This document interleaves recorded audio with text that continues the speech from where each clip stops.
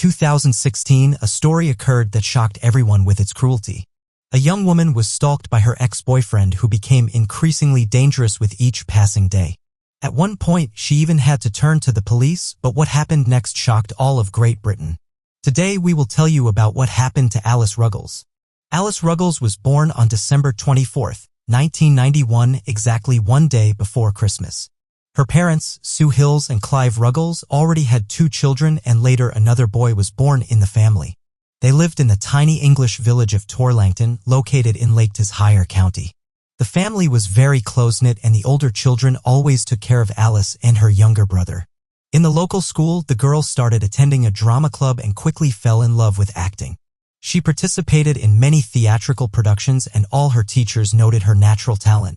After graduating from high school at the age of 18, Alice enrolled in Northumbria University, where she studied design. After receiving her diploma in 2014, she moved to a city called Gateshead and got a job at the major British media company Sky. Alice rented an apartment with her roommates because it was difficult for her to afford separate housing at first. In October 2015, when the young woman was 23, she met a man named Harry Dillon. He stumbled upon her account on Facebook through a mutual friends page. They started talking and soon became fond of each other. Through a student program, he transferred from a local Indian university to Queen Margaret University in Edinburgh. After completing his studies, he decided to stay in England and join the army. After some time, he was sent to Afghanistan, where he started communicating with Alice on Facebook. At first, they just exchanged messages, then began calling each other several times a week and eventually started a relationship.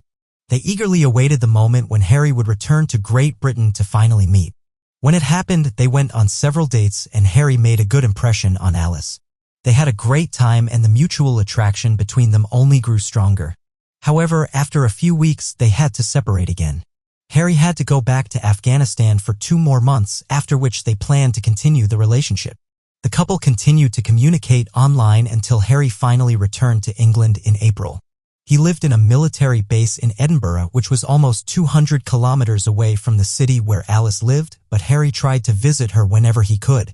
Months after Harry's return to England, Alice invited him to a family celebration, and it seemed like their relationship was getting stronger. But over time, acquaintances began to notice significant changes in her behavior.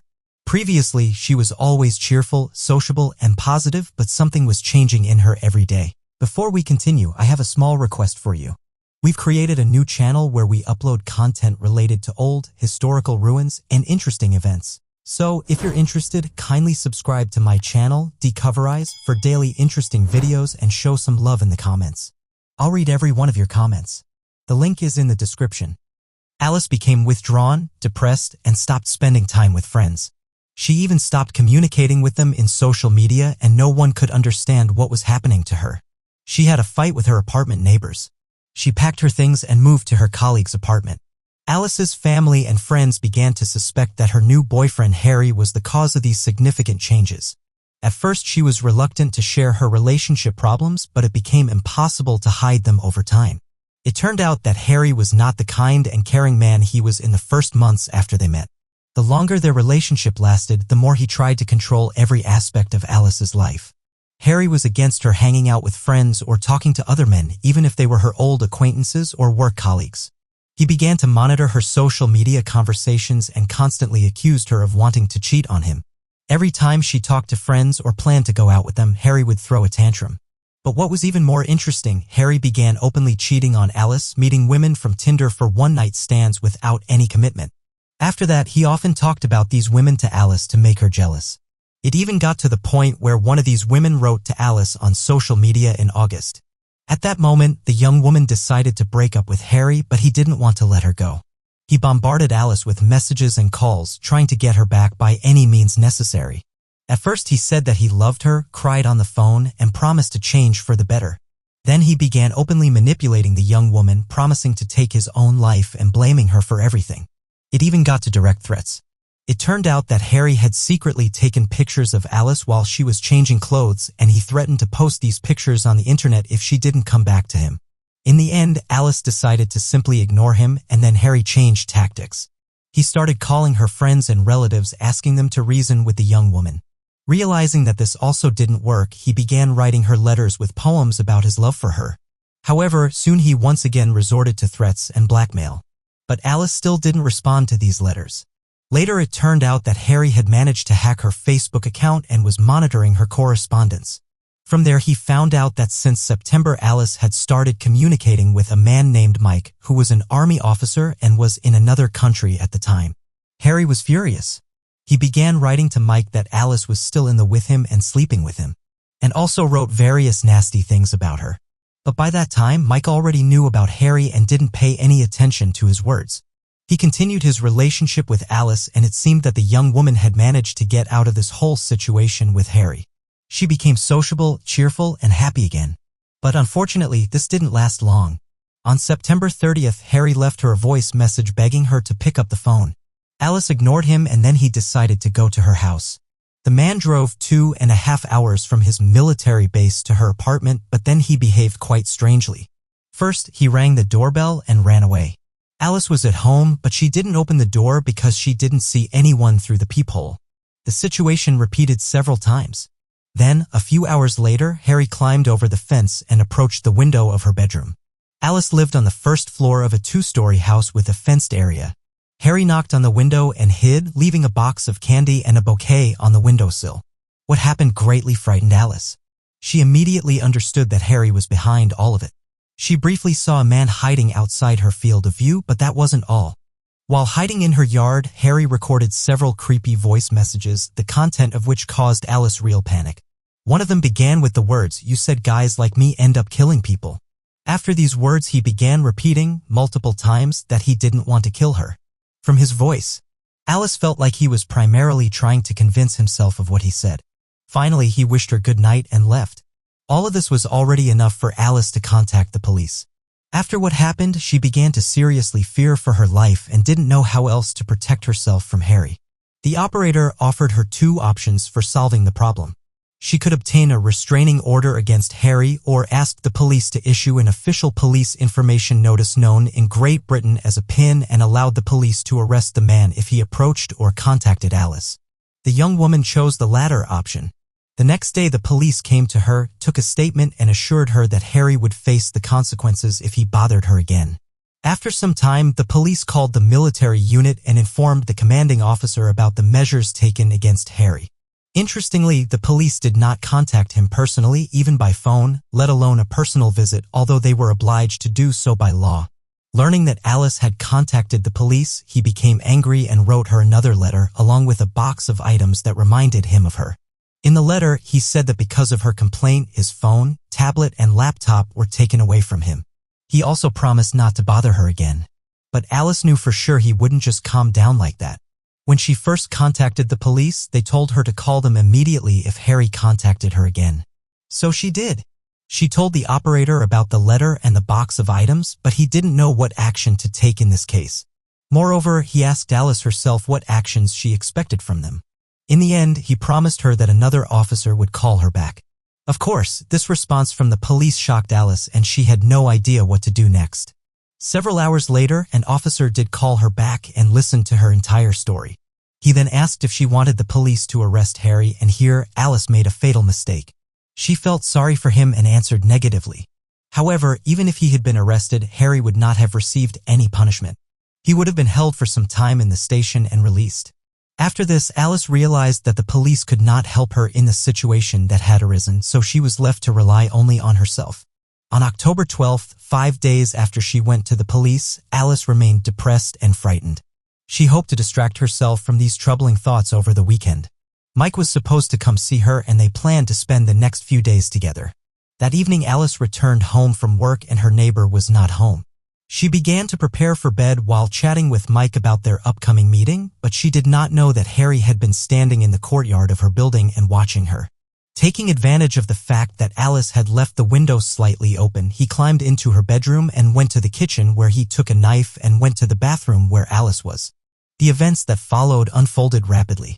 Harry struck her 24 times with the knife, causing Alice to die almost instantly. After that, he left the apartment, got into his car, and drove back to his military unit. In less than an hour, Alice's neighbor returned home and found that the front door was locked from the inside. She knocked several times, hoping Alice would answer, but she did not. Then the neighbor went to the backyard to knock on the window of Alice's bedroom, but what she saw shocked her. Through the open window, she saw Alice laying on the bathroom floor in a pool of blood. She immediately called the police in a panic and told them what had happened, adding, "We knew this was going to happen. Her ex is a real psychopath." Less than 2 minutes later, the neighbor heard police sirens approaching, and with them came paramedics who confirmed Alice's death. It became immediately obvious to them that the conversation was about a murder.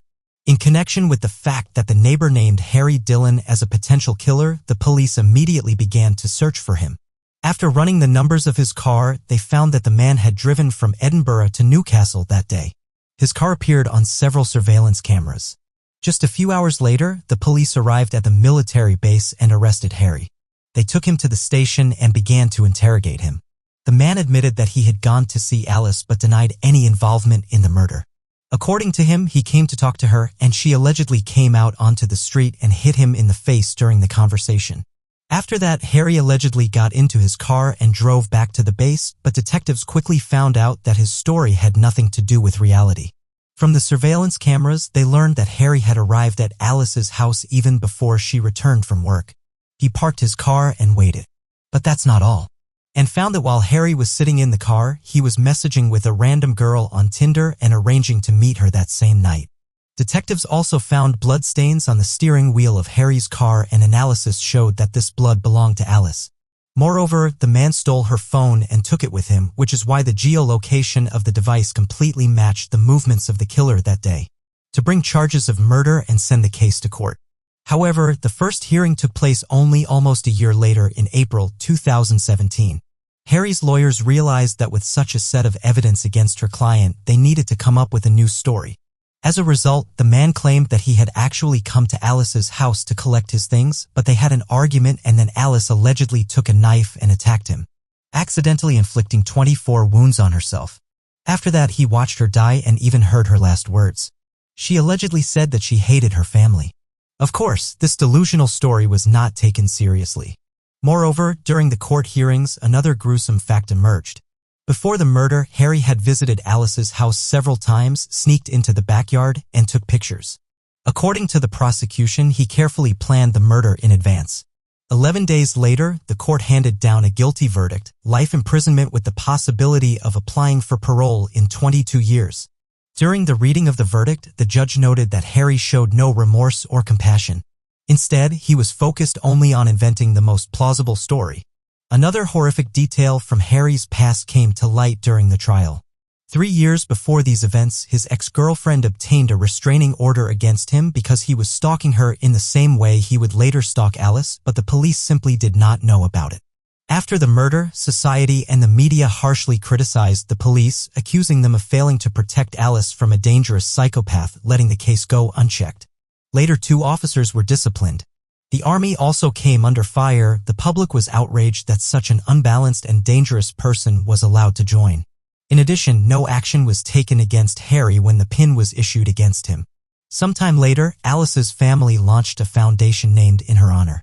Its goal was to work towards ensuring the victims of stalking receive immediate and proper assistance from the police. That law enforcement agencies simply cannot provide such protection, so legislative changes are needed. In 2019, a law was passed that simplifies the issuance of restraining orders against people who stalk their victims. However, Alice's family continues to work on the foundation and hopes that it will help change the situation in the country for the better. Now, all her relatives and acquaintances believe that this tragedy could have been avoided if the police had taken their duties more seriously. Share your opinion on this story in the comments, and don't forget to like the video if you enjoyed it. A young woman went home on New Year's Eve and disappeared, not even making it 150 meters to her apartment. The police immediately began an investigation, which became the largest in the district. Only a month later, they were able to uncover a shocking truth that no one was prepared for. She was the youngest of 4 children with 2 sisters and a brother.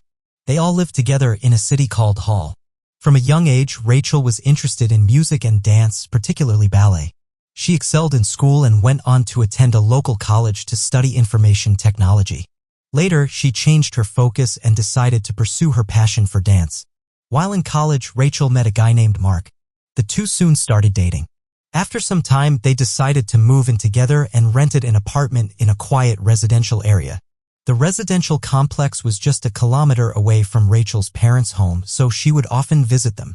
Rachel also got a part-time job at a local bakery as a cake decorator. She quickly fell in love with this activity and began to consider pursuing a culinary education.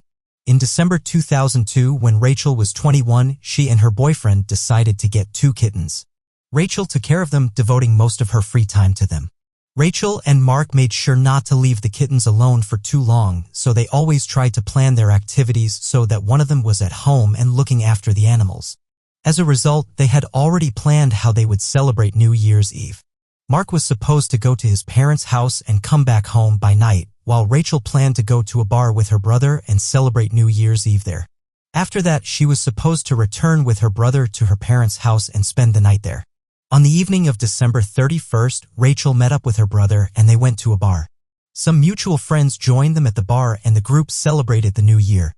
After midnight, Rachel and her brother left the establishment and arrived at their parents' home around 1:20 a.m. Before going to bed, Rachel talked to her mother and decided to call her boyfriend to see how he was doing. However, Mark did not answer the home phone, so she called his mobile. This time he picked up and said that friends had invited him to a party. Rachel was upset that Mark had left the house contrary to their agreement and left the kittens alone all night. She decided not to stay at her parents' house and planned to go home. Upon learning this, her mother tried to dissuade her daughter as it was late at night and she was concerned for her safety. Despite their lengthy argument, Rachel still headed home, promising to call her mother as soon as she arrived. Her mother waited for about an hour and a half, but there was no call from her daughter. She then called Rachel, first on her mobile and then on her home phone, but there was no answer. She thought that Rachel might have gone to the party where her boyfriend was, and that was why she wasn't answering the phone. The mother tried to reach her until about 4:30 a.m., but eventually decided to go to sleep. She woke up around 10 a.m. and saw that her husband was on the phone. She hoped that he had spoken to Rachel, but it was their eldest daughter on the line. She called her parents because she could not reach Rachel all morning and was causing her a lot of worry. Realizing that the young woman still hadn't returned home, all of her relatives began to panic. They continued to try to call her. And after some time, Mark answered the phone. The boy was surprised when he was asked, "Is Rachel home?" He said that he had returned home at around 7 a.m. and the young woman wasn't there. The young man thought that she had stayed overnight with her parents, so he didn't think much of it and went to sleep. According to Mark, there were no signs that Rachel had been home. Her things were missing. The bed was made up as it was when he left, and no one had fed the kittens. All of this made Rachel's family panic even more. They called all of their daughter's friends and other relatives, but no one had seen her that night. Rachel's parents then decided to contact the police. Despite the fact that Rachel was almost 22 years old and investigators could have waited some time after the disappearance of an adult, in this case, decided to start searching immediately. They searched her apartment and talked to all of her relatives and friends. The police immediately dismissed the idea that Rachel had simply run away on her own. Her entire biography and stories from close people contradicted such a possibility. During the conversation with the investigators, Rachel's mother remembered one moment that night when Rachel was going back to her apartment. Her mother started arguing with her literally on the doorstep of the house where they stood with the door open while the woman tried to persuade her daughter to stay. At some point, an unknown man walked down the street and Rachel's mother even thought about asking him to accompany her daughter home but changed her mind. After receiving a rather superficial description of this person, the police began searching for him, as he was walking in the same direction that Rachel was going to a few minutes later, so he might have seen something. They sent out descriptions to all patrol officers and continued to look for other clues. Detectives started to look into Mark, the boyfriend of the missing young woman. Firstly, they found out that there was an argument between them on the night when Rachel learned that he had gone to a party. During the conversation with the police, Mark didn't seem upset despite his girlfriend's disappearance in the middle of the night. All of this led investigators to believe that he might have something to do with her disappearance, so they decided to check his alibi. Mark claimed that he returned from the party after 6 a.m. The police talked to all the people who were there and they confirmed the young man's words. The young woman's relatives also insisted that he would never harm her. Investigators requested data from Rachel's mobile phone operator and bank. They found out that since her disappearance, she had not used her phone or bank cards. At that time, they could not track the location of her phone, and data from cell towers was practically useless at such a short distance. After that, the police decided to obtain all records from surveillance cameras within a 10-kilometer radius of her route. They sent patrols to every store and also spoke to residents in these areas, hoping that someone had security cameras installed. Soon they managed to spot Rachel on one of the cameras, just a couple hundred meters from her residential complex. This once again confirmed that she was heading home and not somewhere else. Detectives focused their search on this area. They brought in search dogs, helicopters, and dozens of officers who combed the streets, fields, and waterways. They also began to drain streams and artificial canals to fully search them, but all of this yielded no results. Days went by and the police increasingly leaned towards the possibility that Rachel may no longer be alive. They continued their active and extensive search. 2 weeks later, they had their first worrying lead. One of the nearby channels had dried up and they found Rachel's shoe inside, the same shoe she was wearing when she left her mother's house. The next day, they found a garbage bag in the same channel with a woman's purse containing cosmetics, a phone, and other items, including Rachel Moran's passport. These items led her family and investigators to believe that she was most likely dead, and the police continued to search the channels. They considered the possibility that an unknown perpetrator had dumped Rachel's body there, but further searches yielded no results. In the following days, detectives put even more effort into the case. They decided to use a popular tactic in England where police found a woman who looked like Rachel, dressed her in similar clothing to what Rachel was wearing on the night of her disappearance, and asked her to retrace Rachel's steps. The whole thing was filmed and later handed over to local TV stations by investigators. The purpose of this experiment was to find witnesses who may have seen Rachel on the night she disappeared but didn't attach any significance to it or had forgotten. In this case, visual reconstruction of events might help them remember details, and it worked. After the footage was made public, several people contacted the police and shared their observations. The detectives checked them, but ultimately it didn't lead to any useful information. However, they did manage to obtain something significant. In addition to the witnesses, owners of CCTV cameras installed in the area also approached them. During the first few days of the investigation, the police had received most. They missed some, which proved valuable. The management of a school located approximately 150 meters from Rachel's apartment handed over their footage from the night. The police officer saw a woman walking in the direction of the same residential complex. The recording quality was very poor, but based on the time, investigators assumed it was Rachel. Just a few seconds later, someone else walked by and the detectives thought it could be the unknown criminal who might have attacked her. Unfortunately, the recording quality did not allow them to see any features. Then the police assumed that if this person was behind Rachel's abduction, he wouldn't have been able to drag her body too far because he was without a car. They assumed within a 2-kilometer radius of that location. Of course, they needed the residents' permission as well as a lot of time. Therefore, the investigators hired more than 100 officers who knocked on all residential buildings and apartments asking for permission to search the premises. The police started their work on January 28 and divided themselves into groups of 3, each of which included a specialist who knew how to properly search the premises. Several hours later, one of these groups came to Nash Court Street and the police officers began knocking on every door. After they reached the last apartment, something alarming awaited them. They immediately called the chief detective and asked him to come there urgently. When the police officers knocked on the last door, a man opened it and let them in.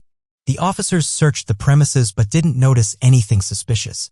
However, before leaving, one of them saw a small garbage storage closet, which was quite common in such apartments, and they decided to check it out. But the closet door was locked. Officers asked the man to give them the key, but he said he couldn't remember where it was. They continued to insist that he look for the key to make sure that there was nothing in his apartment. The man searched the apartment and after some time, he finally found the key. The police opened the door and found many garbage bags, empty packages, boxes, and other items inside. They began to clean up the mess since the closet was filled to the brim. At some point, one of the officers froze, having pulled out another bag. He saw a human foot. After a few seconds, he retrieved the rest of the garbage and realized that Rachel Moran's body was in front of him, wrapped in a blanket and barely fitting in the closet. The room was very low and the officers were greatly surprised at how the criminal managed to fit a human body in there. The police immediately arrested the apartment owner and his friend who was visiting him at the time of their visit. The tenant was 23-year-old Michael Little, who reacted calmly to his arrest, but his friend was shocked by what was happening. He did not see what was in the closet and did not understand why they were being detained. After arresting them, the officers called the chief detective and waited for his arrival. Initially, one car arrived at the scene and the police took the apartment owner's friend to the station. Little remained in the apartment with another officer waiting for the next crew. The officer decided not to waste time and tried to talk to the man. To his surprise, Little almost immediately began to confess to all the details of what had happened. He started his story with the words, "I'm so glad you found her. I've been wanting to tell someone about this for a long time."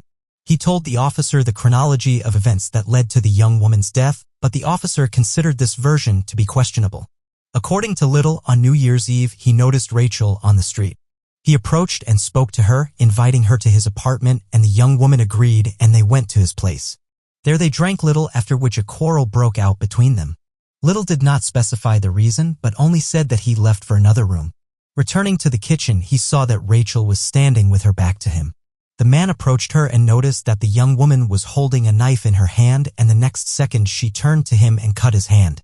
Little panicked, grabbed the kitchen knife, and struck her, which resulted in Rachel's death. The police doubted the truthfulness of this story as it sounded quite illogical. However, they recorded Little's confession and soon took him to the station. During questioning, he confirmed everything he had told the officer and insisted that he acted in self-defense. When asked why he didn't call the police in that case, Little stated that he was scared and thought that no one would believe him, so he decided to hide the body in his closet. Studying his biography, the police learned that Little had an impressive criminal history. From an early age, he was caught stealing and committing other minor offenses. He was expelled from school several times, as a result of which he did not even receive a basic education. The man practically did not work, stayed at home, used alcohol and drugs. The police talked to several of his friends who said that Little often fantasized about meeting different women. Once he even told them that he was dating a beautiful blonde who was 180 centimeters tall, although his friends knew perfectly well that he was not in a relationship with anyone. This detail seemed interesting to the detectives. Rachel had approximately the same height and light hair. They assumed that Little fantasized about a young woman of this type and could choose Rachel as his victim based on these parameters. At the same time, the police established that the young woman was not acquainted with Little, although they lived on neighboring streets. The investigators attempted to reconstruct the timeline of that night and found out that on the evening of December 31st, the suspect met with his friends to prepare for New Year's Eve. But Little left their company. He became angry when the young woman he was trying to flirt with left with his friend. Little then went to another party. But shortly after midnight, he said he was going home. The route from the party location followed the same road that Rachel was walking on. Combining all the available facts, the detectives came to a disturbing conclusion. Remember that stranger who passed Rachel and her mother when she was trying to persuade her daughter not to walk home and even thought about asking that man to accompany Rachel? According to the police, that person was Little. This version was indirectly confirmed by surveillance camera footage.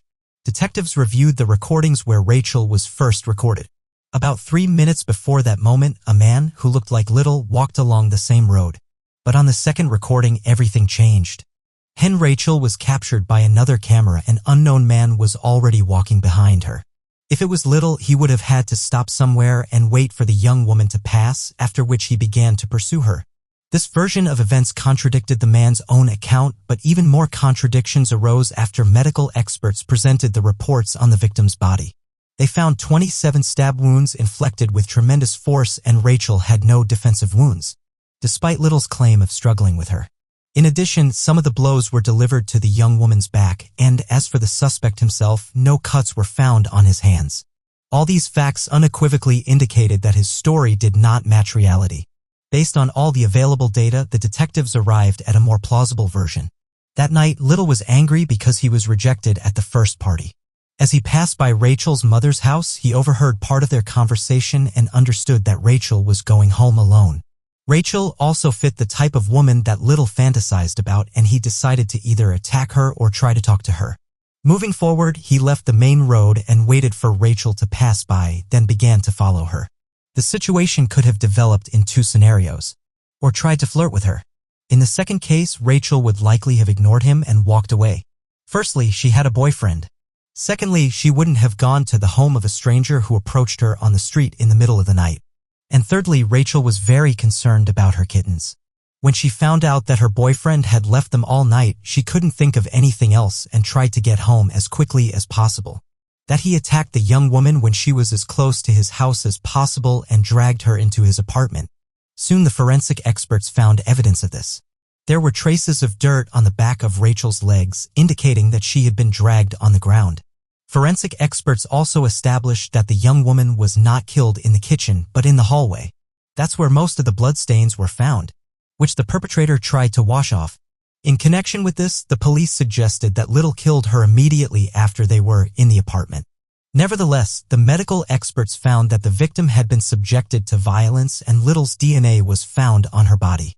Given the alleged chronology of events, by that time Rachel could already be dead. On January 31st, Little was charged with murder. However, by that time, Little had already hired a lawyer and decided to retract his initial statement, claiming that he did not kill anyone. In the end, the case was taken to court and the trial began in October, where Little's lawyers presented a new version of events. Now the man claimed that the real killer was his friend, Mark Fuller, the same person who was arrested with him on the day the body was discovered, but later released as no evidence linked him to the crime.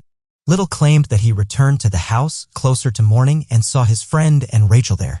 Mark told him that they had met the young woman and decided to go to Little's apartment since Mark had the keys.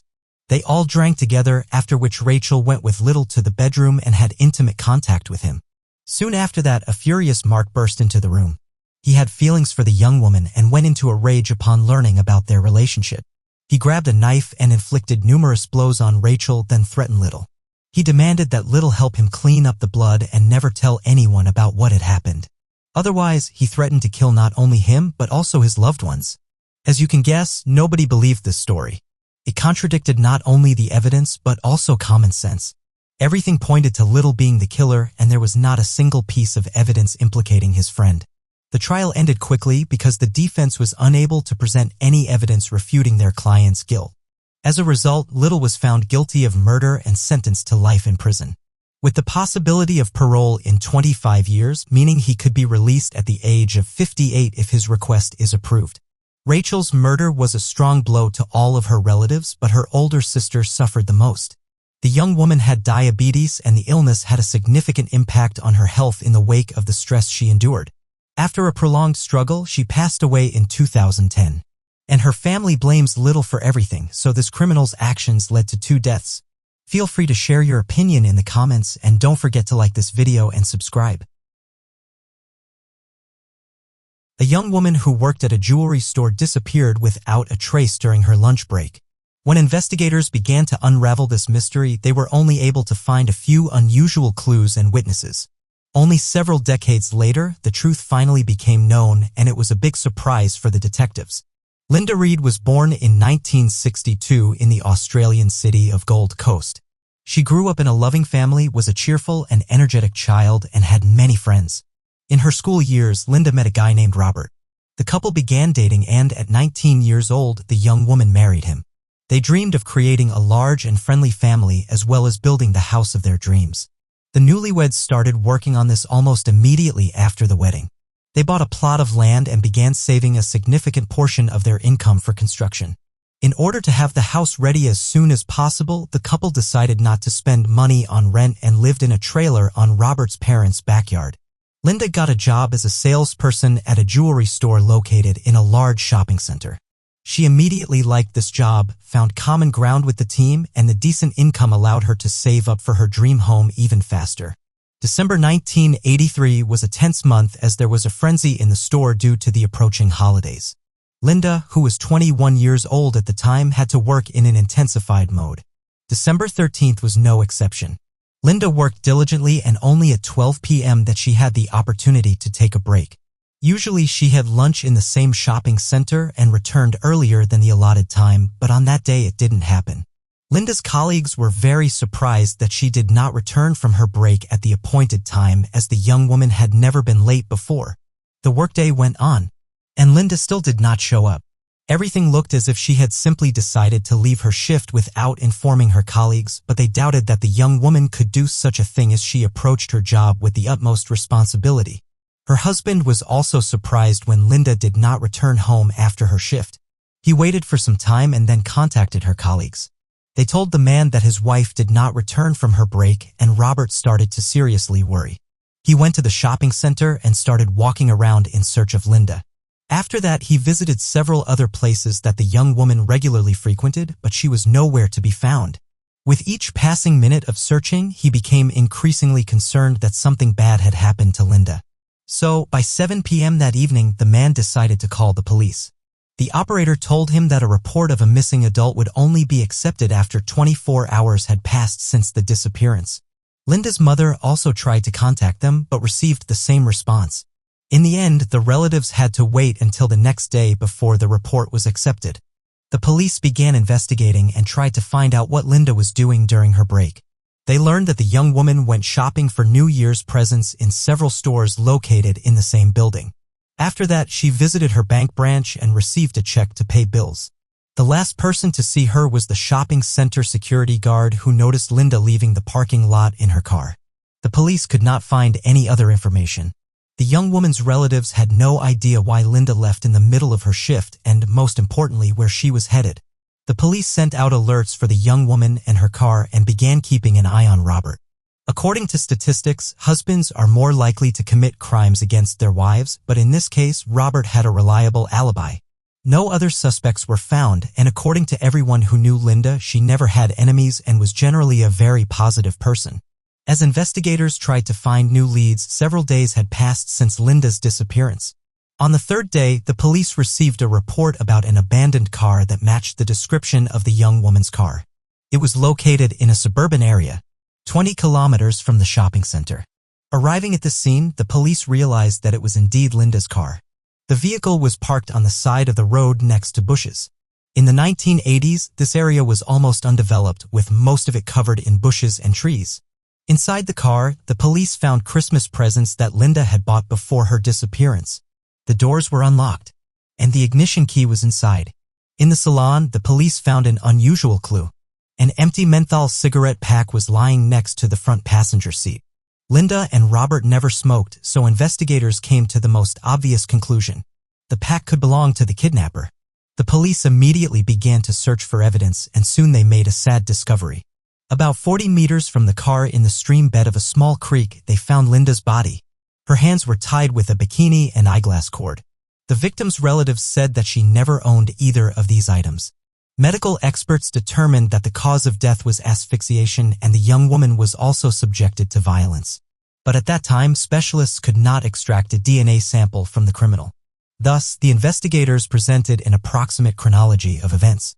In their opinion, an unknown criminal attacked Linda in the parking lot of a shopping center when she came to put the gifts she bought in the car. He forced her to sit behind the wheel and drive to the place where they later found her body. After that, he subjected her to violence and killed her. There were no leads that could lead the investigators to a suspect. They decided to try to interview all the visitors of the shopping center who were there during Linda's lunch break. Of course, this was an extremely difficult task. To attract people's attention, the police took the victim's car and placed it in the shopping center, attaching a photo of the young woman and information about her disappearance to it. Investigators hoped that such a visual installation would help visitors who saw Linda that day remember some details. Several witnesses told the police that they saw a teenager with light hair in the shopping center parking lot, but investigators could not identify him. Other witnesses told something more interesting. On the day of Linda's disappearance, they saw a man who was trying to catch a ride on the highway less than a kilometer from where the victim's body was found. Soon the driver of the van turned to the police and reported that on the same day he had picked up a man who was hitchhiking on the road in the same location where other witnesses had seen him. Here's where things got interesting. The driver recounted that the man was smoking menthol cigarettes, but he was holding them all in his hand without a pack. Since an empty pack of menthol cigarettes was found in the victim's car, this became the first significant lead for investigators. Forensic specialists examined the driver's van and found a fingerprint on the glass near the passenger seat that did not match the owner's prints. Unfortunately, a comparison with existing databases did not yield any results. The suspect's description that the driver provided was also superficial and did not help the authorities find the man. No other evidence was found, and the investigation into this case came to a standstill for many months. A new lead only appeared just over a year later in 1985 when a prisoner in one of the gave investigators an interesting tip. His cellmate, Craig Andrew McConnell, had confessed to him about Linda Reed's murder. According to Craig, he and another man were trying to steal a car from the parking lot of a shopping center when Linda noticed them. Fearing that she would remember their faces and report them to the police, the criminals abducted and killed her. Detectives had come across this name before. Craig had received 2 life sentences for murders committed in 1984, and he was considered a suspect in Linda's case. But the police could not find any connection at the time. After the tip from the informant, they talked to Craig in prison, but he claimed that he had nothing to do with the murder. He added that his cellmate had made it all up and they never talked about the case. But the police were not quick to believe him. Craig committed 2 brutal murders just a few months after Linda's death, and the story told by the informant could very well be true. Forensic experts compared the suspect's fingerprints to those found on the van's glass, but they did not match. Despite this, the detectives continued to consider Craig as a possible killer, and in 1986 they decided to bring the case to trial. The only arguments against him were the words of an informant. However, he himself did not live to see the start of the trial. The man died shortly before from an overdose of illegal substances. Nevertheless, the prosecution had his entire story. According to the informant, Craig drew him a rough map of the place where he left Linda's body. Experts concluded that it matched the terrain fairly accurately, right down to the location of the trees. In addition, Craig said that Linda told the kidnappers that Rob would seek revenge. The young woman really did often call her husband by his incomplete name. The suspect also told the informant that he ate a cheese and vegetable sandwich that belonged to Linda. After her car was found, experts did find traces of cheese in her purse. Despite such precise details, all of this was circumstantial evidence and did not provide sufficient grounds for a guilty verdict. For this reason, Craig was not found guilty of Linda's murder. Investigators continued to believe that he was involved in the crime and tried to find additional evidence that would allow them to secure a guilty verdict, but all their attempts led to a dead end and ultimately the case stalled for many years. In 2014, 30 years after the murder, detectives reopened the investigation and decided to review the existing evidence. They handed samples of fingerprints from the van's glass to experts who tried to reconstruct them using modern technology. And when they finally succeeded and loaded the data into the database, the police finally had a match. The fingerprints belonged to Troy James O'Mara, who was already serving a life sentence. 1.5 years after Linda's death, he killed a 22-year-old young woman, and the details of this crime were very similar. His victim was returning from a shopping center with purchases for her upcoming wedding. When she approached her car, James forced her to sit in the car and drove her to a remote area where he subjected her to violence and killed her, tying her hands beforehand. Despite this similarity, James was never a suspect in Linda's case and was not even on the police's radar. The detectives remembered another fact. During the early stages of the investigation, several witnesses reported seeing a fair-haired teenager in the parking lot of the shopping center, and given that James was only 17 years the description. Despite this, the police wanted to find as much evidence as possible, and an interesting turn of events awaited them. It turned out that a DNA sample of the person who assaulted Linda had been stored at the warehouse all this time, although it was no longer listed as evidence in the documents. The investigators discovered it almost by chance. But here was one problem. The sample was very small and had already begun to degrade, so local experts were unable to extract the perpetrator's profile from it. Then the investigators sent it to a modern laboratory located in New Zealand. The experts managed to extract the profile, and it fully matched James' DNA. All of this took several years for the investigators. Considering that the criminal was already serving a life sentence, they could take their time and properly prepare the case for trial. In the end, James was only arrested on August 26, 2018, almost 35 years after the murder. At that time, the man was 51 years old. He had spent more than half his life in prison and had earned several more charges during the time. James twice attacked guards and even managed to escape from prison once, but he was caught the next day. After his arrest for Linda's murder, he denied his guilt and preparation for trial began. The process lasted for several years, but in March 2021, the criminal decided to confess. He said he saw Linda in the parking lot. The young woman was sitting in her car eating a sandwich. He got into her car and threatened her to drive to a remote location where he assaulted and killed her. When the judge asked him about his motives, James noted that he simply wanted to kill a random young woman that day. As a result, James was sentenced to 30 years in prison for Linda's murder, although he was given the right to apply for early release in July 2022, since he had already served more than 30 years in prison. But at the moment, he continues to serve his sentence, although he may be released in the next few years. Linda's father did not live to see the police find her killer. He had spent decades wanting to know what happened to his daughter, but he passed away after a long battle with cancer. After his wife's death, Robert vowed to never marry again as his heart belongs to Linda forever. At the trial, after the verdict was given, he thanked the investigators and declared that James had forever deprived him of his family. As for Craig and the informant story, things are quite ambiguous. It should be noted that the informant was a hardened criminal himself and could have received significant benefits from helping to solve the case. It is possible that he lied to the police and all the key facts about the case could have been gathered from the newspapers. Share your opinion about this story in the comments and don't forget to give this video a thumbs up if you enjoyed it. A young woman who won a beauty contest was found dead in her own apartment. The police began searching for the culprit, not suspecting the consequences it would bring. Today we will tell you what happened to Sheila Josephine Harris and why this case outraged the public. Sheila Josephine Harris was born on February 26, 1963 in Douglas County, Nevada. From an early age, she wanted to become an actress or a model, so she actively participated in various beauty contests in her school years. When she was young, her parents divorced and her mother remarried. Later, they had 2 more daughters and Sheila actively helped her mother take care of her younger sisters. In her senior year of high school, Sheila won a local beauty contest in her district and planned to compete for Miss Nevada and Miss Carson City. In case of victory, she intended to apply to participate in the National Beauty Contest. Despite such ambitious plans, the young woman decided to obtain a higher education in the field of business and trade.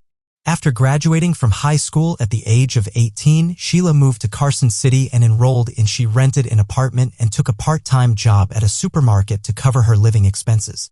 The young woman took her studies and worked very seriously because she wanted to have a good education and provide for herself independently. She also dated a guy named Stephen Furlong. They tried to see each other as often as possible, but due to her studies and work, they only managed to spend time together a few times a week. On January 4, 1982, Sheila went to his house to check on Stephen's condition since he had recently broken his arm and the young woman periodically visited him. She spent the evening with him and his parents, after which she went home. The next day, Sheila was supposed to start her morning shift at the supermarket, so she wanted to go to bed early. Despite his injury, Stephen decided to see her off and departed at the entrance to the residential complex. The next day, Sheila did not show up for work. The store manager noticed her absence and was greatly surprised since the young woman had never been late, not even once. He called her home phone, but there was no answer. So he contacted Sheila's mother and asked, "Has anything happened to her?" At first, her mother thought that Sheila might have just overslept. But when the building manager said he had called her home phone, the woman became nervous. She decided to go to Sheila's apartment and asked her friend to accompany her because she was very worried and afraid to go alone. The mother arrived at the apartment complex with a spare set of keys and her friend entered the apartment first.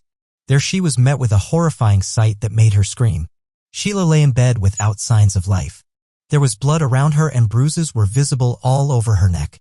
Her friend tried to stop the young woman's mother from seeing this heart-wrenching sight, but she still entered the apartment and saw her dead daughter. Police who arrived at the scene began to investigate the crime scene. They immediately realized that the young woman had been strangled and had been dealt several strong blows with a heavy object. A dent was found in the wall near the bed, presumably left by Sheila herself trying to fend off the attacker. In addition, wood chips were found on her clothing and body. Medical examiners concluded that the young woman had been tied up and subjected to violence. The perpetrator had dealt her several blows, presumably with a board or other heavy piece of wood, and then strangled her with an electric cable which caused her death. Investigators could not find either the board or the cable in the apartment, but they noticed that the wire had been ripped off the desk lamp, which could have been the murder weapon. Experts were able to extract biological material from the perpetrator, but they could not conduct a DNA test in 1982. At first, the detectives thought that this crime could have been committed without preparation and that the perpetrator could have been mentally unstable. Their thoughts were led to this by the cruelty with which he dealt with his victim. However, it quickly became clear that this attack was meticulously planned. Firstly, no signs of forced entry were found on the door, which means Sheila must have let the perpetrator in herself. Secondly, none of the neighbors in the apartment building heard anything. The killer must have carefully planned every step to carry out such a cruel crime without making a sound. Additionally, the killer took a wire and a wooden board, depriving the police of two important pieces of evidence. All of this led investigators to believe that the perpetrator was not a first-time offender, possibly a serial killer or someone who had been planning the attack long before it happened. With almost no evidence, investigators began searching for witnesses. They interviewed all of the building's residents, but none of them noticed anything suspicious that night. The area where Sheila lived was on the outskirts of the city and was not considered safe. She chose the apartment because the rent was low and she could not afford to live in a more prestigious neighborhood on her salary from the supermarket. This only complicated the police's work since many people in this area were somehow involved in criminal activity. For a month after the murder, investigators carefully studied local residents and tried to identify who might be involved. As a result, they questioned about 70 men, but they were unable to establish their involvement. From the first days, the police had the most obvious suspect, Sheila's boyfriend, Stephen.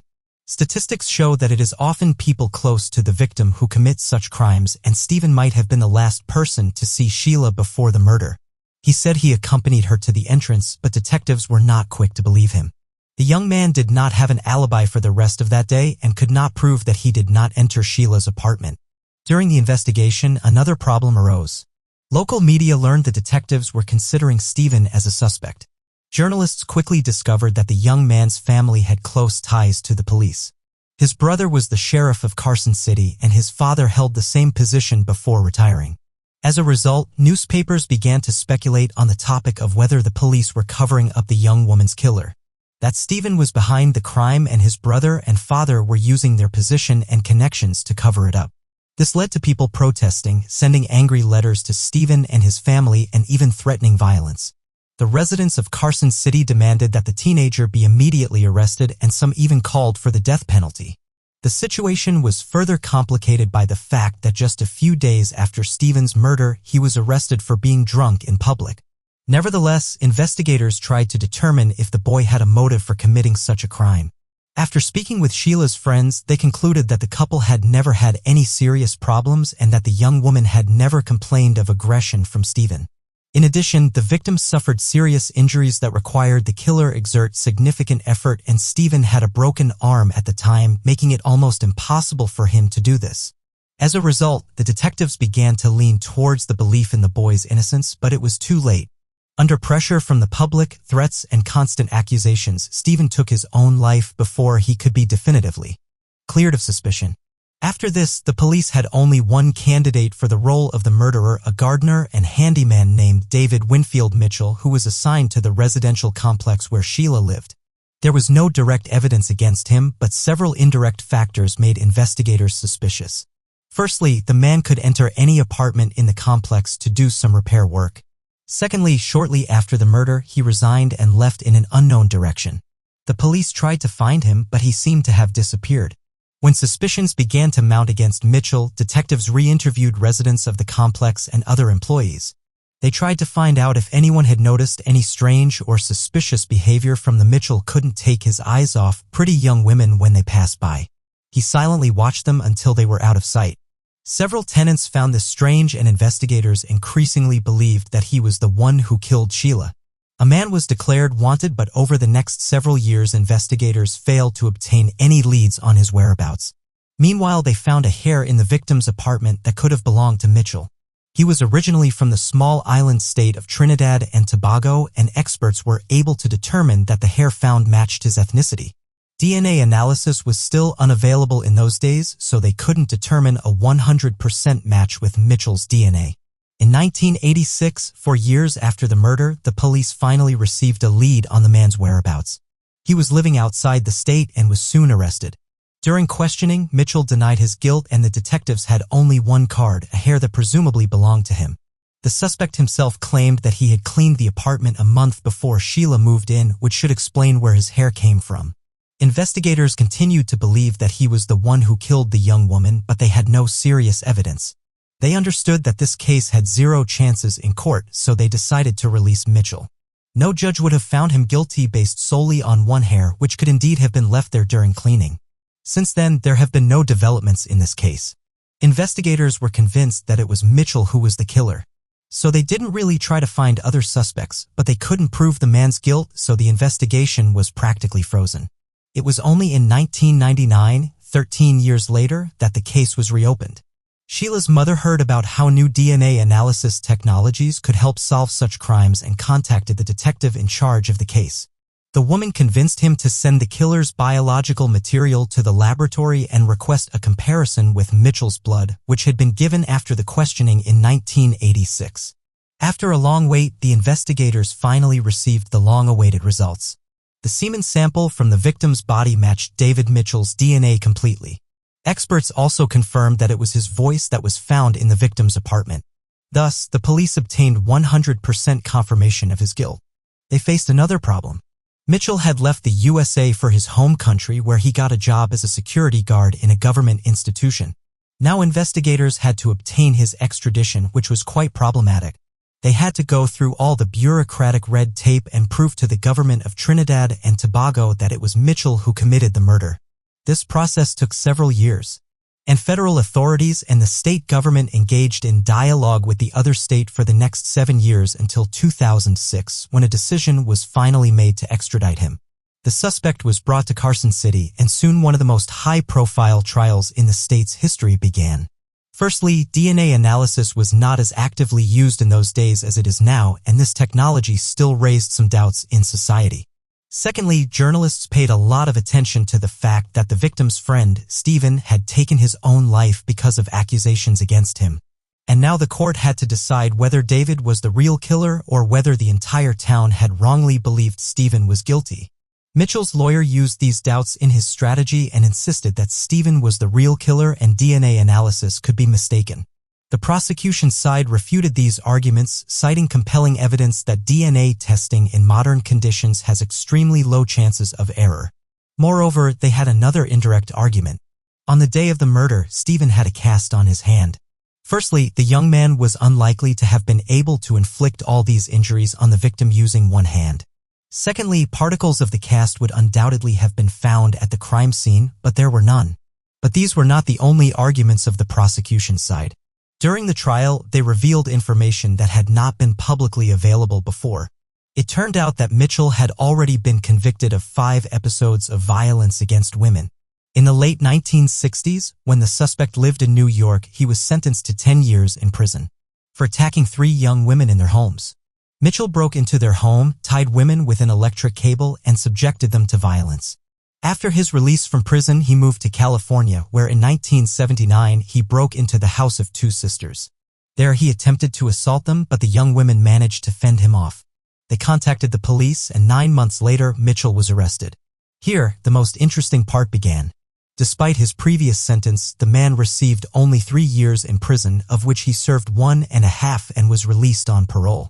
He was supposed to be deported to his homeland, but the man disappeared from the police, moved to Carson City, and got a job as a gardener in that same complex.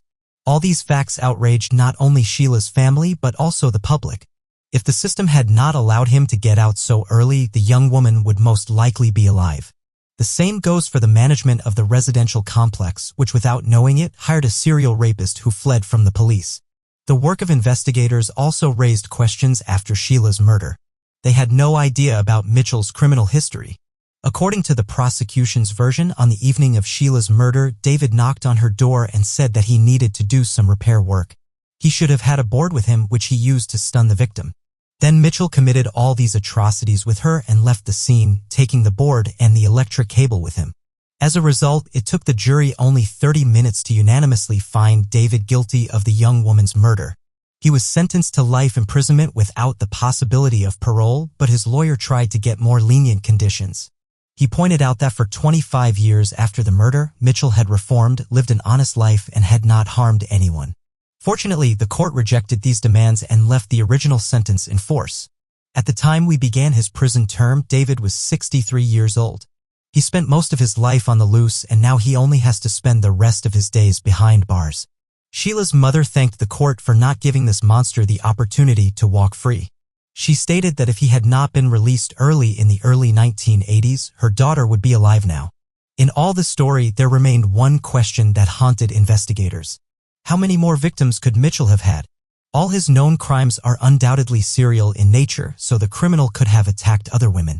He spent 25 years at large out of police sight, and there is a high probability that his actions could have harmed other people. But whether the police will be able to uncover the truth is a big question. Share your opinion in the comments, and don't forget to like this video if you enjoyed it. A student who came to visit her family for a holiday went for a run and disappeared without a trace. The residents of the small village were shaken by this event, as nothing like this had ever happened in their area before. Detectives began an investigation that lasted for many years, and it was only after 28 years that everyone learned the gruesome truth that of the small village. Mandy Stavik was born on April 16, 1971 in the American city of Bellingham, Washington.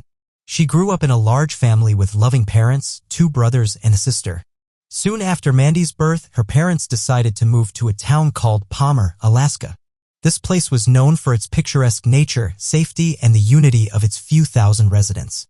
The family lived in this town for several years, but when Mandy was 3 years old, her parents decided to divorce and she stayed with her mother.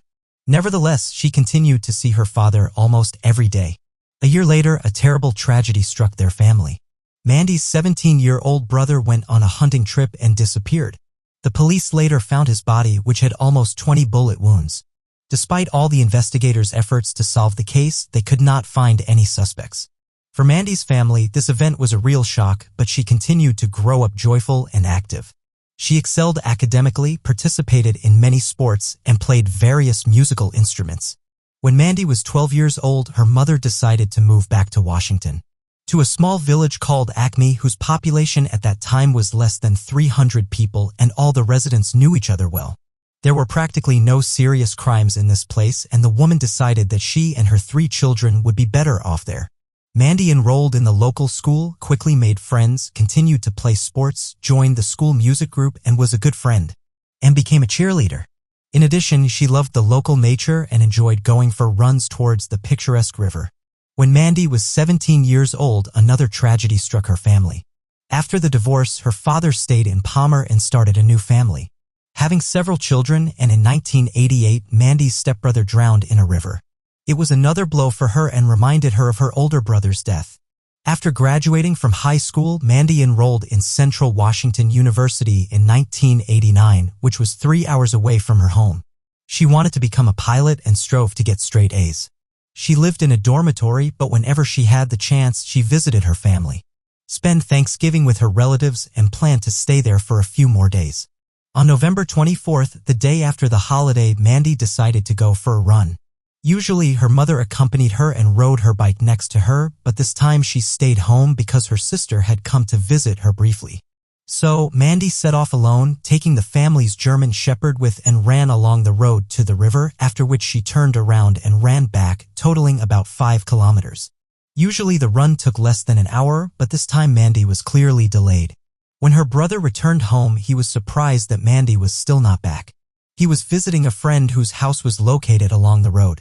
The brother saw Mandy run back towards home, but after a few minutes she ran in the opposite direction.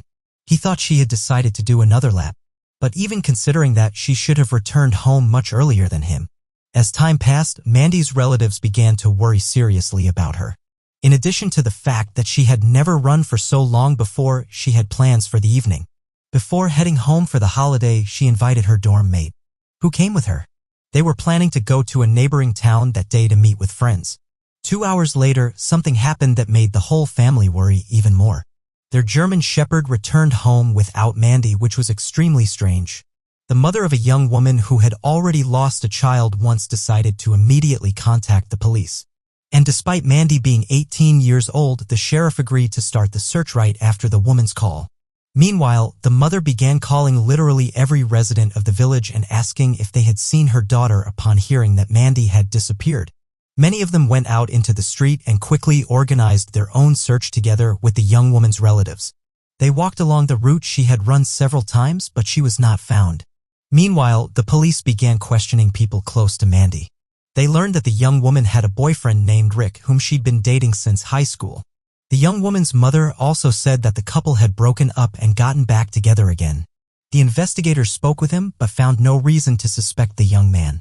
They questioned several other people while combing the area with the villagers. People on SUVs, horses, and helicopters had joined the search. The local dog handler even tried to work with a shepherd dog, hoping that it would lead them to Mandy. However, the dog was clearly frightened and did not want to leave the porch of its house. The search continued until late at night, but it yielded no results. The next day it continued and the police managed to find the first worrying clue. Volunteers found women's sports pants on one of the back roads. They were covered in mud, looked old, and had several holes. The pants were immediately shown to Mandy's mother, but she hesitated to say that they belonged to her daughter. Despite this, the police still sent them to the laboratory. Experts found traces of male semen on them. From all the men who were familiar with Mandy and were in the area, but no matches were found. The FBI's general database, which contains DNA of convicted criminals, did not exist yet that year, so investigators could not do anything with this clue. Meanwhile, specialists with search dogs began to participate in the search and soon they discovered a new lead. They managed to find traces of the young woman on the dirt road as well as the tracks of her sheepdog. But there was one strange moment. Their tracks stopped at the same place. From this, only one conclusion could be drawn. Mandy must have gotten into someone's car. Detectives suggested that she may have been abducted and forced into a car. But experts disproved this assumption, as there would have been a different scene at the point where the tracks ended, as the young woman should have resisted. In reality, it looked as though she got into the car of her own accord, meaning that the driver could have been someone she knew. On the third day of the search, police, along with firefighters, began searching the nearby river that flowed alongside the road where the young woman was last seen. There they made a distressing discovery. About 5 kilometers downstream from the village, they noticed a female body in the water. After retrieving it, they immediately realized that it was Mandy, as she was naked except for her socks and sneakers. The police did not see any serious injuries except for several large scratches on her legs. In connection with this, they began to speculate if the young woman could have drowned, but this version made no sense. Firstly, it was the end of November and the water in the river was very cold, so Mandy could not have gone into it voluntarily, especially without clothes. In addition, the depth of the river in that place was significantly lower than human height, and the young woman could have stood there safely. The medical experts examined the victim's body and found a head injury which was most likely caused by a strong blow. However, they determined that this injury could not have been the cause of death. In the end, the experts concluded that the young woman died of suffocation in the water. In other words, she drowned. In addition, the medical experts found evidence of violence against the victim and were able to extract biological material from the perpetrator as well as detect male DNA under the victim's fingernails. Based on all this, the police developed the most likely version of what happened. Someone kidnapped Mandy on the road, dragged her into a car, and drove her to the river where an unknown perpetrator subjected her to violence. After that, the young woman managed to escape, evidenced by the scratches on her legs, most likely caused by prickly vegetation along the riverbank. At some point, the criminal caught up to Mandy, hit her on the head, and threw her into the water. Forensic experts identified a DNA profile and compared it to samples from everyone who was in any way connected to the case. In total, they checked over 30 men, but no matches were found. Police continued to search for any leads by questioning all residents of the village and surrounding areas. Apart from Mandy's brother, another Asimi resident saw her on the day of her disappearance. The man parked near his house and saw the young woman running along the road. When she disappeared from view, a dark pickup truck drove past. At that moment, the man did not attach any importance to it. But after Mandy's murder, he shared his observation with the police. He could not remember the model of the pickup truck and refused to provide detectives with his DNA sample.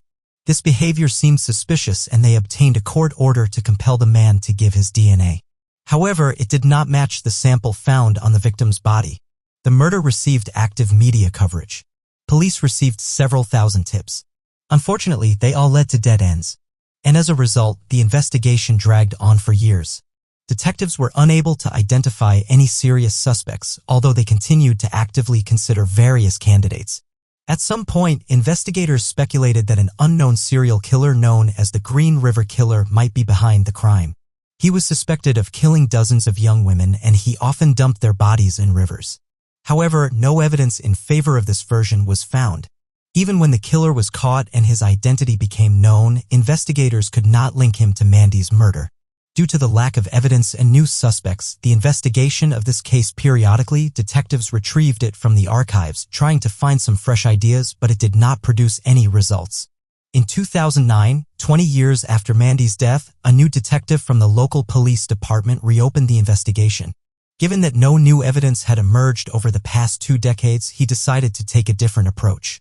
Together with his colleagues, they went around the entire village and surrounding areas, asking every male resident to provide their DNA sample. The detective's plan was quite simple. He understood that the killer of Mandy was most likely a local resident, and if they collected DNA samples from literally every man, there was a decent chance of finding the culprit among them. And its surroundings, this task seemed quite straightforward. But in practice, it turned out to be much more difficult. It took the police a whole 4 years to check all the men, and in the end, they didn't get a single match. The detectives realized that in 20 years since the murder, the killer could have moved somewhere else or even died. So, they began to dig through and try to track down literally every man who lived in the area at the time of 1989. In 2013, the police received an unexpected lead. 2 women who grew up in the same village as Mandy went to a water park with their children. As they chatted, they remembered the infamous murder and began to discuss it. At some point, one of the women said that she suspected who might have killed Mandy. The other replied that she also suspected a specific person. And they both named the same name, Timothy Bass. At the time of the murder, he was 21 years old and lived just a few houses away from the victim. The women were shocked that they had been suspecting the same person all this time. But even more interesting were the reasons why they considered Timothy to be the culprit. One of the women said that Timothy had been hitting on her when they were teenagers. Once, when she was in a car with Timothy and some other friends, he began to aggressively pursue her and make advances. The other friends intervened, and since then, the woman had been seriously afraid of being near this person. The second woman's story was even more shocking. Several years after Mandy's murder, when the woman was already living with her husband and their newborn baby, Timothy knocked on her door one evening while her husband was at work. The woman was not surprised by his visit since he and her husband were friends. Timothy said that he had been passing by after hunting and needed to use the phone. The woman let him in, but Timothy started to behave strangely. Instead of making a call, he stood there with the phone in his hand and then put it down. He then began to tell the woman that he had been in love with her for a long time and offered to engage in a sexual relationship. She refused and demanded that he leave. But Timothy continued to insist aggressively. The woman then threatened to call the police, and only after that did he leave their home. Sharing these stories, they decided to go to the police together and talk about their suspicions about Timothy. When asked why they waited so long, the woman replied that they were not sure of his involvement in the murder. In such a small community, they would never be forgiven if they accused an innocent person of murder, so none of them dared to share this information. Detectives immediately became interested in this person and noticed something interesting. During the initial investigation, none of their colleagues interviewed Timothy or asked him to provide a DNA sample. This was very strange. The young man did not appear in old police reports, despite being acquainted with the victim, living nearby and his house being next to the same road that the young woman ran on. Digging deeper, investigators also found that Mandy was friends with his younger brother, Tom. Another suspicious moment was that Timothy moved to another city less than 2 months after the murder. Perhaps this was the reason why the guy remained out of the police's sight. At that time, they were busy with a huge amount of leads and checking people who voluntarily cooperated with them. Timothy settled in the town of Emerson, located 40 kilometers from his old home. Shortly before moving, he married and eventually had 3 children. Opening his criminal history, detectives found another alarming fact. In 2010, his wife filed a statement with the police that Timothy had beaten her and their children, but the investigators were most surprised by one small detail contained in this statement. In it, his wife described why Timothy was a danger to their family. Among the stories of domestic violence, she briefly mentioned her husband's strange behavior. While watching documentary crime films, when they watched similar programs together, Timothy for how poorly they commit murders, leaving behind a lot of evidence. The man also loved to say that he would never make the same mistakes and would not have been caught. After studying all this information, the detectives began to seriously consider his involvement in Mandy's murder. They went to his house to ask a series of questions and request a voluntary DNA sample. When the most interesting part began, Timothy claimed that he did not remember the crime and could not even remember who Mandy Stavik was. This statement immediately made detectives doubt his words. First of all the residents of the village with a population of less than 300 knew each other. Secondly, Timothy lived just a few houses away from the Stavik family, and it was simply impossible to imagine that he did not know her. Moreover, after the murder, this case was talked about not only in the village itself, but also in all neighboring towns. It was the first such crime in the area in many years, and for local residents, this topic remained number one for many months. Therefore, detectives did not hurry to believe the man's words, and they asked him to provide a DNA sample. But Timothy refused, which aroused even more suspicion. Unfortunately, they had absolutely no evidence that could link him to the murder, so investigators could not obtain a court order that would require the man to provide his DNA. Then they decided to go another way. Detectives found out that Timothy had worked as a courier at a bakery located in a neighboring town for many years. They went there and talked to the manager, asking him to provide them with information about Timothy's routes for the next few days. The police planned to track him and get some item on which the man could leave his DNA. They did not tell the manager which particular crime their employee was suspected of. Detectives only said that an investigation was underway, but the woman refused to provide this information without the permission of higher management. The police contacted them and they demanded a court order. Thus, investigators were again at a dead end. They continued to study Timothy's biography and tried to find new clues that would allow them to obtain the much-needed court decision.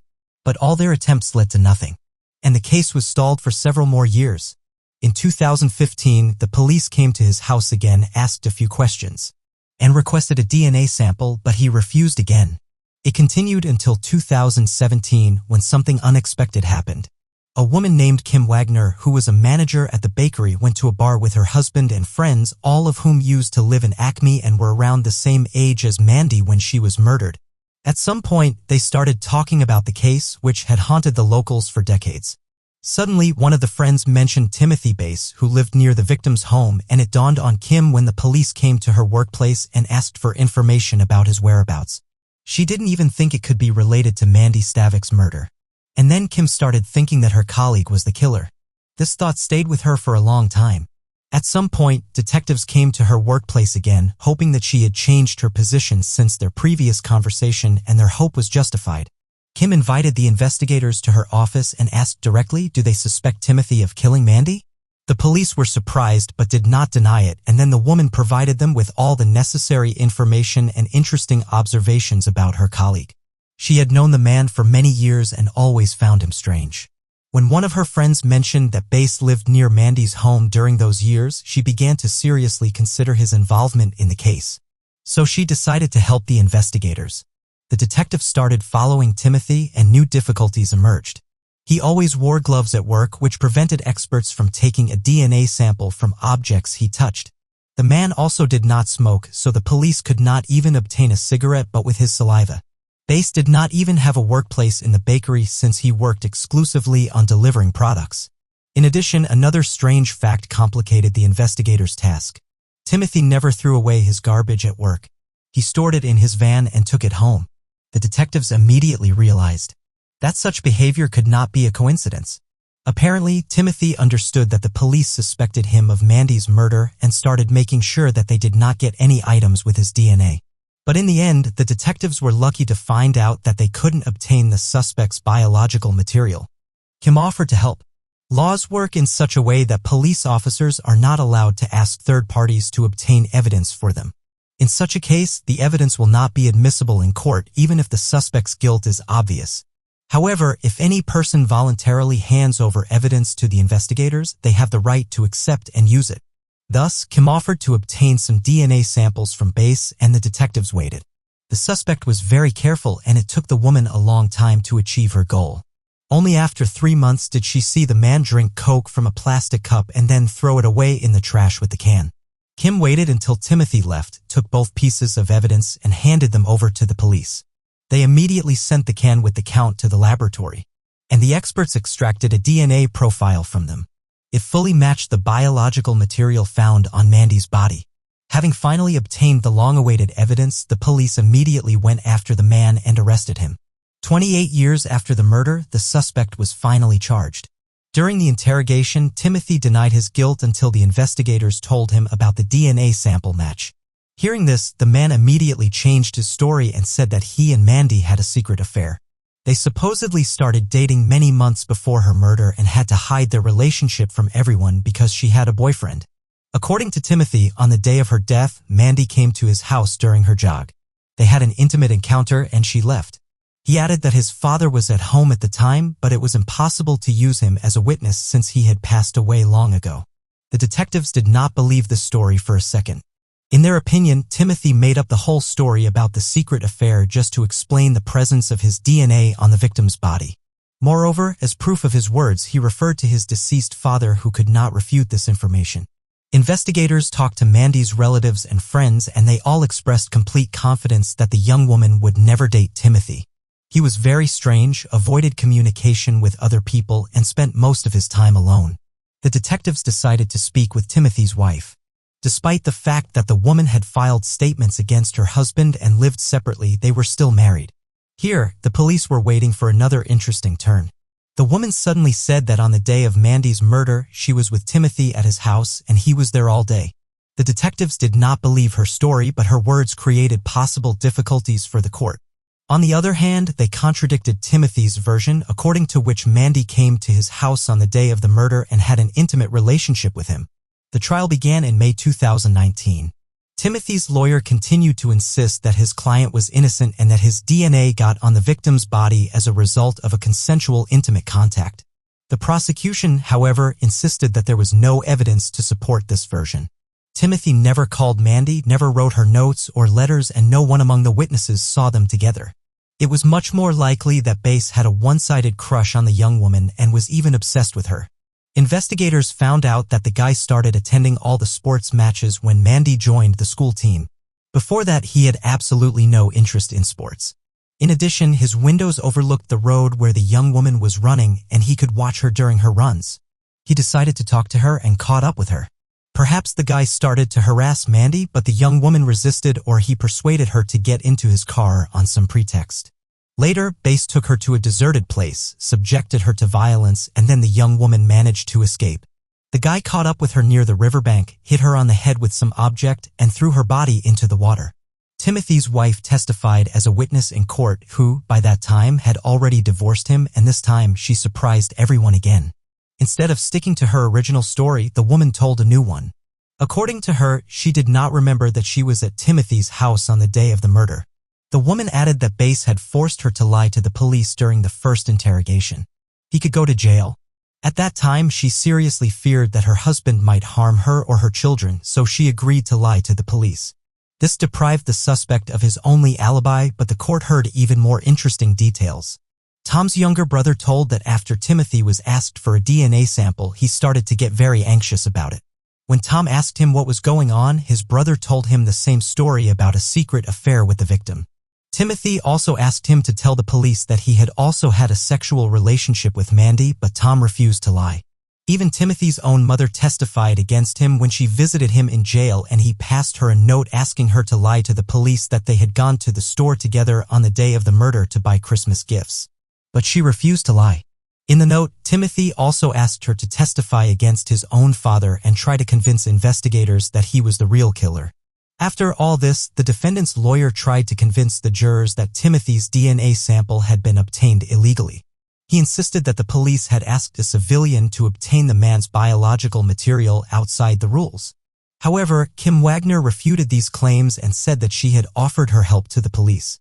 In 1989, this murder deeply shook her and she continued to think about it regularly for decades. Learning that her colleague was a suspect, she wanted to help solve the case. Moreover, by that time, she already had a daughter and Kim could barely imagine what Mandy's mother felt. During those years, the trial lasted several weeks, and after all the evidence presented, the jury found Timothy Bass guilty of murder. He was sentenced to 27 years in prison with the possibility of applying for early release after 24 years. Mandy's mother, who was 83 years old at the time, thanked the detectives for their work. Although she had lost 2 children in her life, she was still glad that the guilty party had been punished. In 1990, Mandy's relatives established a scholarship in her name at the high school where she attended. They continue to support this program to this day, annually awarding the most talented students who study music. The foundation of this scholarship was $25,000 collected by the residents of Acme and other towns. Initially, this money was offered as a reward for information. But after the case was solved, it was decided to put it into this program. Share your opinion on the story in the comments, and we'll be happy to answer your questions. A young woman was found dead at her workplace. Detectives found several unusual clues, but they were unable to catch the culprit. Several years later, when the police re-examined all the clues, they made a very unexpected breakthrough. Carrie Nelson was born on December 13, 1980, in the small American town of Laverne, Minnesota. She had loving parents, a younger sister, and many friends. Carrie was kind, empathetic, and always tried to help her loved ones. After graduating from the local high school, she enrolled in college in the neighboring state of North Dakota. She wanted to become a doctor so that she could help others. While in college, she met a young man named Mike Kellen, and they became engaged after a while. Carrie tried to balance her college studies with part-time work at the National Blue Mound State Park located near her hometown. Her duties included selling park tickets and escorting guests who came to relax at the camping site, go hiking, or see the bison. In addition to being a relatively easy job, she could also spend a lot of time in nature, enjoying the picturesque landscapes. On May 20, 2001, she went to work as usual. That day, besides her, only one young woman named Rebecca, who was doing an internship at the park, was working there. In addition to her main duties, Carrie had to train and introduce her to the work process. Carrie's shift started at 8 a.m. and was supposed to end at 3:30 p.m. For most of the day, she was with Rebecca, explaining the work nuances. Around 12:45, Rebecca went to the office building located at the other end of the park, and Carrie stayed in a small room at the entrance. Rebecca returned around 2:30 p.m. She entered the building through the back door and immediately saw a horrific scene. Carrie lay motionless on the floor with a pool of blood near her head. At around the same time, a shocked Rebecca heard the front door. Thinking it might be the same person who attacked her colleague, she immediately ran out through the back door and rushed home. The young woman lived in a house located within the park grounds because her father was a manager, so she quickly ran there. Rebecca told her parents what had happened, and her father immediately ran there while the young woman's mother called the police. The man arrived at the building and found no one there except Carrie. He tried to feel her pulse and realized that she was dead. After that, he closed the curtains, locked the front door, and called 911. At around the same time, another call came in to the police. It turned out that when Rebecca discovered her colleague's body inside, a park visitor walked in, not the attacker. The woman went to the registration desk and saw Carrie's body next to a puddle of blood, then returned to her car and also called 911. Police arrived on the scene and began their investigation. The young woman's body was lying behind the registration desk where phones and cash registers were located, and things and papers were scattered around. One of the phone receivers was off the hook, the plastic pen of Carrie's chair was broken, and its pieces were on the floor. Based on this, the police assumed that a struggle had taken place between the victim and the attacker. After talking to the managers, the investigators found out that 2 bank bags intended for money storage had disappeared from the building. In addition, cash was taken from the cash register, with the total amount stolen being approximately $2,000. On the floor, detectives found several clues. Men's wristwatches with a torn strap and a pack of cigarettes. Considering that Carrie did not smoke, the police assumed that the cigarettes were left by her killer. As for the watches, they assumed that the young woman tore them off the perpetrators during the struggle. Large particles of orange-colored stone were also found on the floor. The manager told investigators that these particles likely came from the decorative stone with the park's name, which was located on the registration desk. The police searched all the rooms and could not find the perpetrator. Considering that blood spatters were visible on the walls and ceiling of the room, they immediately assumed that this stone was the murder weapon. At the same time, their colleagues blocked the road leading to the park entrance and began questioning all visitors. The couple who stopped at the campground reported that around 2:30 p.m. a white car with a brown vinyl top drove past them at high speed. Unfortunately, they did not remember the model or license plate number of the vehicle. The investigation was complicated by the fact that there were no surveillance cameras in the park since crimes that were very rare. The available evidence included a wristwatch, a pack of cigarettes, and the vague testimony of witnesses. Medical experts examined the victim's body and concluded that the cause of death was blows to the head with a heavy object. They suggested that the perpetrator may have used a large decorative stone, but this version could only be confirmed after its discovery. According to the investigators, the attack on Carrie occurred between 2 p.m. and 2:30 p.m. They found a love letter that she had written to her fiancé at her workplace. In the letter, Carrie expressed her eagerness for their wedding and described her desire to have 2 children. She put the date and time of 2 p.m. that day on the letter. Another interesting fact was that the men's watch found next to the victim's body stopped at 2:16 p.m. Perhaps they stopped working just after Carrie had taken them off her attacker's wrist. Police cordoned off the park and began searching for additional clues. 5 days later, they found the decorative stone in a nearby stream. Apparently, the killer took it with him and threw it into the stream from a bridge. While driving over it, medical experts compared the relief of the stone with Carrie's head injuries and confirmed that it was the murder weapon. However, the water had washed away all fingerprints and DNA traces that the perpetrator may have left. No other clues were found and the police began searching for a possible suspect. They first looked closely at Carrie's fiancé, but he had a reliable alibi. At the time of the murder, he was attending a funeral about 110 kilometers away from the park. Around 3 p.m. that day, he tried to call Carrie at her work phone. At that time, he had no idea that his fiancée was dead. Detectives interviewed park employees and received an interesting lead. Several people told them that Carrie had complained to them multiple times about her 26-year-old colleague named Stephen. Carrie reported that he continuously asked her out on a date despite her being engaged. Stephen ignored her refusals and behaved quite persistently, causing Carrie to fear him. Additionally, the man used heavy narcotics and sold them to park visitors. Carrie mentioned to her colleagues that she was considering reporting him to the police or management. The detectives immediately questioned him and he did not have a reliable alibi for the time of the murder. He did not work that day and claimed he was at his daughter's birthday party a few kilometers away from the park. However, he arrived at the party around 3 p.m., which means he could have had enough time to commit the crime. In addition, he drove a white Cadillac. While witnesses saw a light-colored vehicle leaving the park at high speed. Digging deeper, the detectives found out that Stephen had financial difficulties. This gave him a motive to commit robbery, especially since he knew where the money was kept. The detectives also suspected that he may have learned about Carrie's plans to report him and decided to murder her. They seized his car and took a DNA sample from him. Meanwhile, the forensic team finished collecting fingerprints and DNA samples from the crime scene, including DNA from a men's wristwatch. In total, 135 different fingerprints were found at the scene, excluding all park employees, including Stephen, leaving 38 unknown prints. As for the wristwatch, 3 different DNA samples were found on it. The problem was that these samples were not enough to create a full profile since DNA analysis technology was not yet advanced enough in 2001. As a result, experts had to work with partial profiles.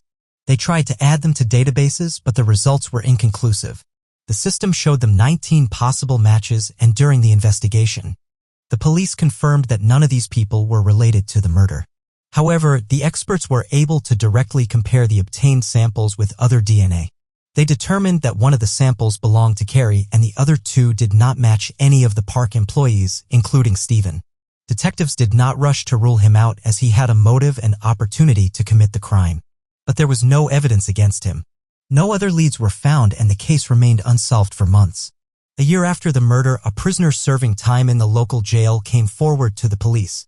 He told them that his cellmate, Anthony Powers, had boasted to him about being responsible for Carrie's murder. Detectives investigated and found that Powers had an extensive criminal history, mostly for bank robberies, which had landed him in jail multiple times. Interestingly, Powers had escaped from prison shortly before Carrie's murder and was caught after the fact. His fingerprints and DNA did not match those found at the crime scene. Moreover, the witness's description of the murder did not match reality. The detectives concluded that both prisoners were attempting to deceive them for a reward of $50,000. For information leading to solving of the case. Since Powers was already serving a life sentence, additional charges did not scare him. Additionally, in the event of a guilty verdict, he could have avoided being transferred to a federal prison and remained in the state correctional facility, which he preferred. The case remained unsolved for several years. Detectives regularly reviewed the case, hoping to find new evidence, but their efforts were fruitless. They even put up a photo of Carrie in their office to remind themselves of the case every day. In 2007, the case was reopened. By that time, DNA analysis technology had significantly advanced and experts re-examined the wristwatch. This time, they were able to identify 3 precise DNA profiles, one belonging to Carrie, the second to an unknown man, and the third to an unknown woman. Both of these samples were run through the state database, but no matches were found. Then the detectives remembered an interesting detail. A special sticker was found on the pack of cigarettes discovered next to the victim's body. In those days, each state had to label tobacco products, so the police knew for sure that the pack was purchased in South Dakota. The detectives then sent the DNA samples to their colleagues in that state. And here they had a long-awaited breakthrough. When they ran these profiles through the South Dakota database, one of them showed a complete match. The man turned out to be 35-year-old Randy LaRoyal Swaney. This name had never appeared in police reports in Carrie's case. So it was a surprise for the investigators. Randy turned out to be a serial robber, and at that time, he was serving a 30-month sentence in a South Dakota prison. At the time of the murder, he was out on parole. The police also discovered that he had a light-colored Oldsmobile Delta at that time, which matched the witness's description. The investigators checked his fingerprints, and they matched several prints found at the murder scene. Despite all this, detectives wanted to gather as much evidence as possible before charging him. Randy had only 1 month left to serve in prison, so the police decided to act as quickly as possible. They spoke to his wife, not mentioning what her husband was suspected of. The woman was already used to Randy regularly coming to the attention of the police for robberies and thefts, so she was not surprised by their visit. The detectives showed her photos of a watch, and the woman immediately confirmed that they belonged to her husband. She also said that she sometimes wore them, and the investigators immediately realized that the last DNA sample from the watch belonged to her. Then they decided to reveal everything and told her that they suspected her husband of killing a young woman.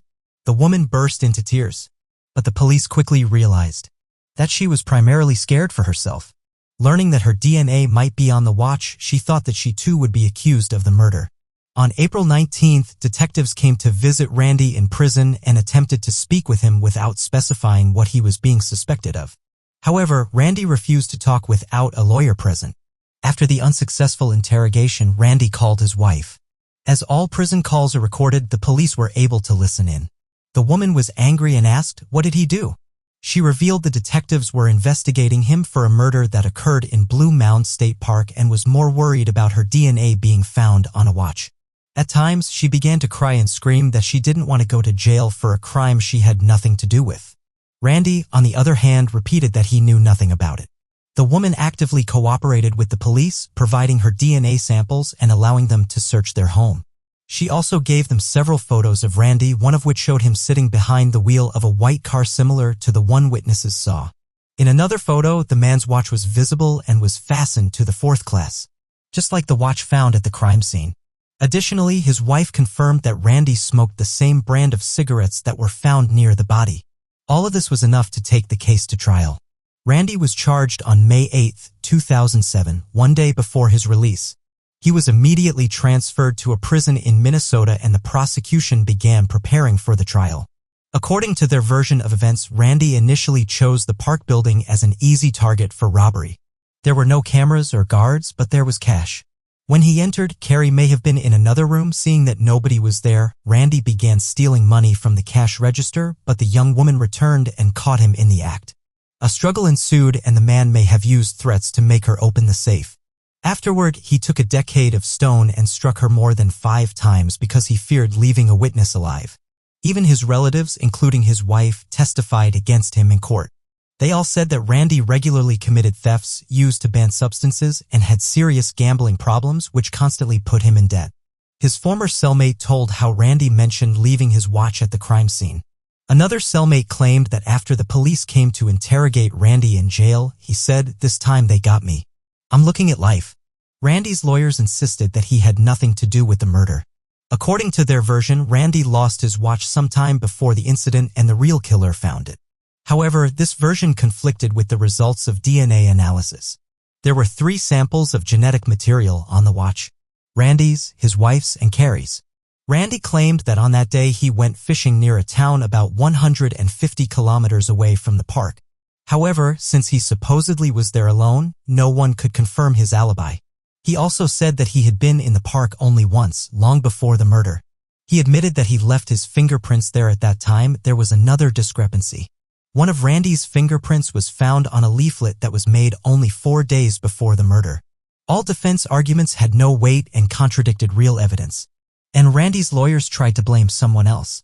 First, he called Powers and another inmate to testify, but their story still did not match reality.